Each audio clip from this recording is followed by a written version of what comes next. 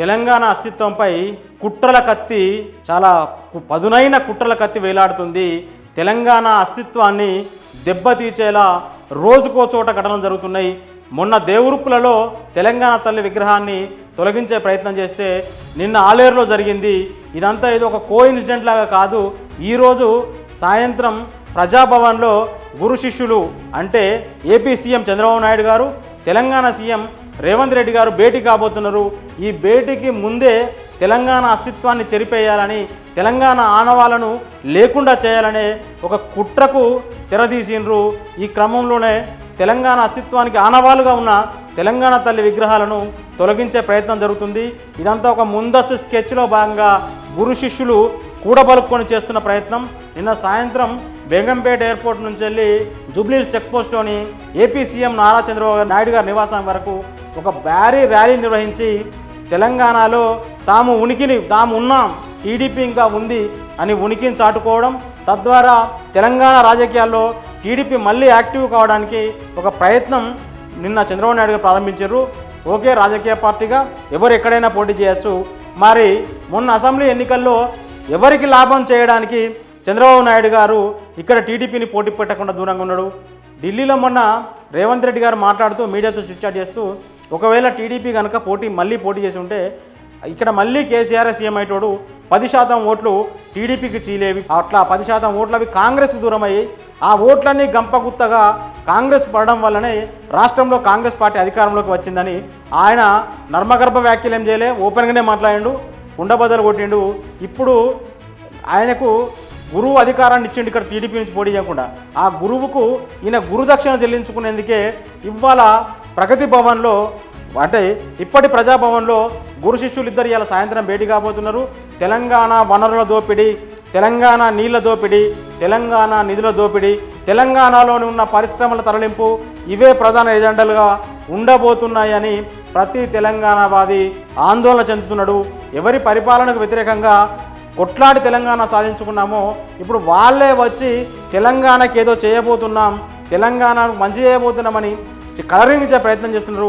ఈ కుట్రలను ఛేదించకపోతే తెలంగాణ తల్లి మళ్ళీ బందీ అయిపోతుంది. ఆ బందీ అయిపోతే మన ఉద్యోగాలు, మన నీళ్లు, మన నిధులు వాళ్ళు తన్నుకుపోతారు. ఏపీ అక్రమంగా నిర్మించిన కృష్ణా ప్రాజెక్టులను, గోదావరిపై చేపట్టబోతున్న ప్రాజెక్టులను, గోదావరి, కృష్ణా, కావేరి ఈ లింక్ ప్రాజెక్టులకు సంబంధించిన వాటిని కూడా మరి వీటి మీద ఏం చేయబోతుంది, వాటిని రేవంత్ రెడ్డి ఎట్లా అవ్వబోతాడు. అట్లనే మన కరెంటును వాళ్ళు గుంజుకున్నారు, కానీ తెలంగాణనే వాళ్ళ కరెంటు బకాయిలు ఇవ్వాలి, కరెంటు బిల్లుల బకాయిలు ఇవ్వాలని 7,000 చిల్లర కోట్ల కరెంటు బకాయిలు మనం చెల్లించాలని వాళ్ళు ఒత్తిడి చేయబోతున్నారు. రేవంత్ రెడ్డి కనుక లొంగితే దీనికి, ఎందుకంటే కేసీఆర్ ఉన్న రోజులు అట్లా కేంద్ర ప్రభుత్వం నుంచి వెళ్ళి తెలంగాణ 7,200 కోట్ల బకాయిలు చెల్లించేలా అప్పుడున్న జగన్ ప్రభుత్వం కేంద్ర ప్రభుత్వం నుంచి ఆదేశాలు ఇస్తే కేసీఆర్ ప్రభుత్వం వాటి మీద కోర్టుకు వెళ్ళి స్టే తెచ్చింది. ఇప్పుడు మరి వీళ్ళిద్దరు కూర్చొని మాట్లాడుకొని ఆ 7,200 కోట్లు ఏపీకి దారాదత్తం చేస్తారా? అట్లనే 9th 10th షెడ్యూల్ సంబంధించిన అనేక ఆస్తుల విభజన అట్లనే పెండింగ్లో ఉంది. మన నీళ్లు, మన కృష్ణాలో మన దగ్గరనే అత్యధిక క్యాచ్మెంట్ ఏరియా ఉంది కాబట్టి మనకే 560 టీఎంసీల వాటా రావాల్సి ఉంది. ఈ నీళ్ళలో వాటా సాధించే ప్రయత్నం చేస్తారా? మరి ఏపీ సీఎం చంద్రబాబు నాయుడు గారు హైదరాబాద్లో ఉన్న పరిశ్రమలను కన్నేసి వాటిని అమరావతికో, వైజాగ్కో తీసుకొచ్చి పెట్టుబడులు పెట్టాలని వాళ్ళని ఎంకరేజ్ చేస్తున్నాడు. మరి వీటిని అడ్డుకోవడానికి రేవంత్ దగ్గర ఎలాంటి వ్యూహం ఉంది? మేమిద్దరం గురు శిష్యులం కాదు, నేను ఆయనకు సహచరుణ్ణి, అట్లా ఇవ్వడనంటే వాడిని బుడ్డి మీద అంతా అని రేవంత్ రెడ్డి గారు గతంలో అన్నారు. మరి ఈయన ఆయనకు సహచరుడు అయితే ఆయన చెప్తే ఎందుకు పోయి ఓటుకు నోటు కేసులో ఈయన రెడ్ హ్యాండెడ్గా ఏసీబీకి దొరికిండు, 50 లక్షల రూపాయల నోట్ల కట్టలతో దొరికిండు. అది ఇంకా కోర్టులో ఉంది. ఇప్పుడు ఇద్దరు ముఖ్యమంత్రులు అయినరు, చంద్రబాబు నాయుడు మీద డిపెండ్ అయిన ప్రభుత్వం కేంద్రం ఉంది కాబట్టి ఆ కేసు ఇప్పుడు ఏమైనా కోల్డ్ స్టోరేజ్లో పోతేమో, కానీ ఆ కేసు మాత్రం పూర్తిగా మరుగున పడిపోదు.